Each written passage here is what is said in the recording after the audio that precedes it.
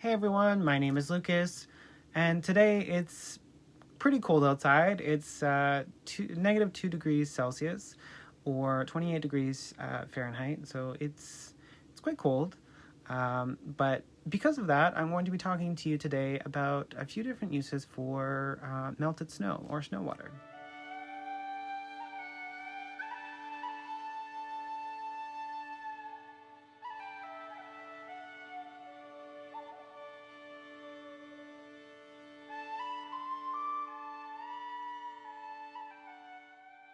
Snow water is one of my absolute favorite waters to work with in Magick, and luckily enough, I live in Canada, so it's usually really easy to come by. So for all you warmer region viewers out there, I apologize, this is most likely not going to be the video for you. One of the biggest uses that I have for snow water within my own personal practice is the staining of myself and my home. Water in and of itself is an amazing cleanser. It physically and energetically just washes away all of the negative and kind of unwanted guck and leaves you and your space just feeling clean and refreshed. But why use snow? Now this is kind of just for me personally, but I love the cold. There's just something about it. It invigorates me, it wakes me up, it energizes me, and it makes me feel more like alive and present within myself. So when I'm cleaning the house or myself, I always like to incorporate that feeling or energy into the cleanse. I want it to not only clear away, but re-energize the space and the spirits that live here too. I also find that while it energizes, it also adds like a subtle sense of quiet calm and liminality, which is just great if you're wanting to set the vibe for spell work, pathworking, meditation, and communion with spirits and guides.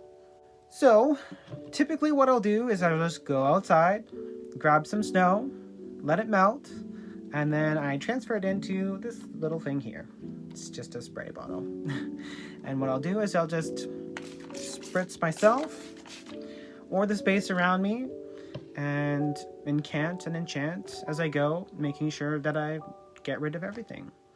And if I'm feeling super witchy, what I'll do is I'll grab my special little bowl here and I'll fill it with melted snow, and I'll grab a rosemary or a juniper sprig and I'll dip it in there, and I'll just kind of fling that around the room, incanting and enchanting as I go, and disperging the space and making sure it gets into all the little nooks and crannies and clean the space out.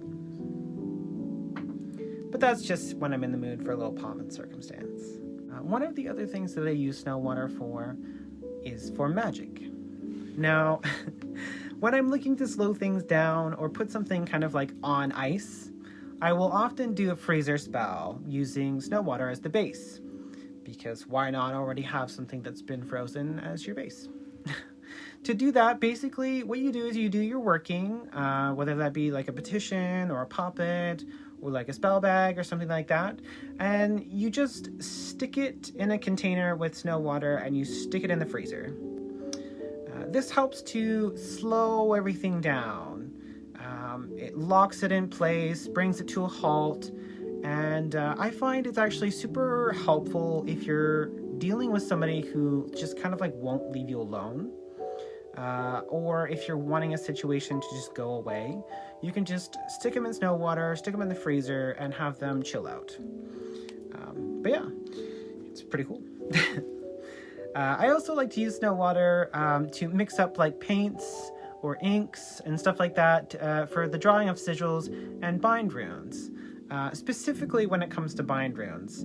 I don't know what it is about it. I think it's possibly that snow has that kind of intrinsic connection to Scandinavia, and it just adds some like oomph to your bind runes.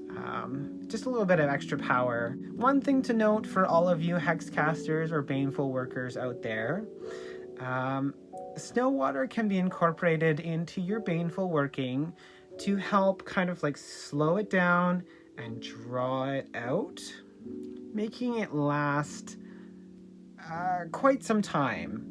So if you're looking to do a working that's that dull, kind of insistent, always there kind of thing, this might be the kind of water for you. So do with that as you will.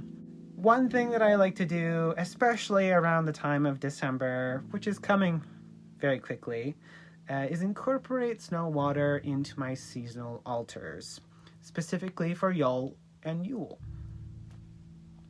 So what I'll do is I'll grab some snow water and I'll place it on my Yule altar.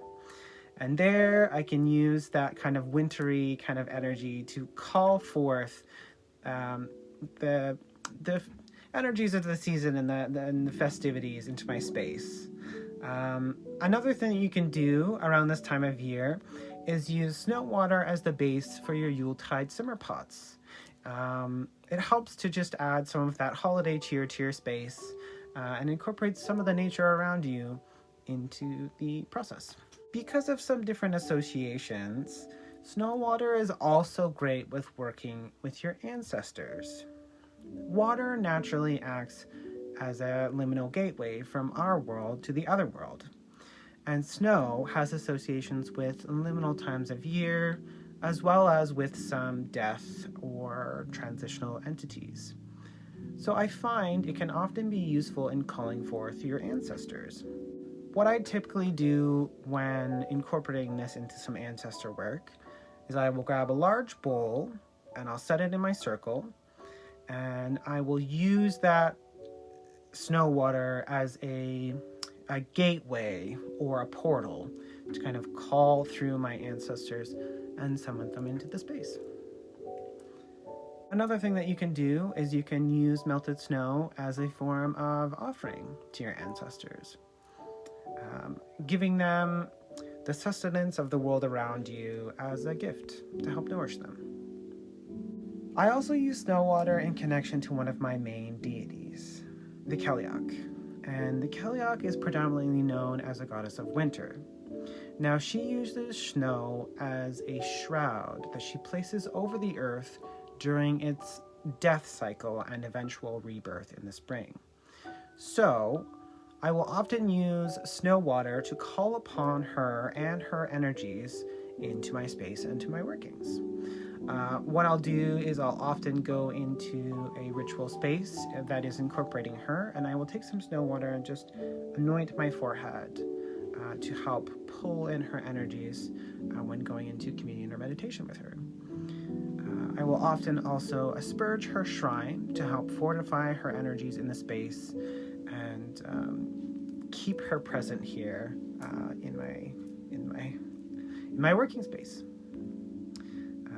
I also offer her some of it as an offering, a piece of that liminality given back to her.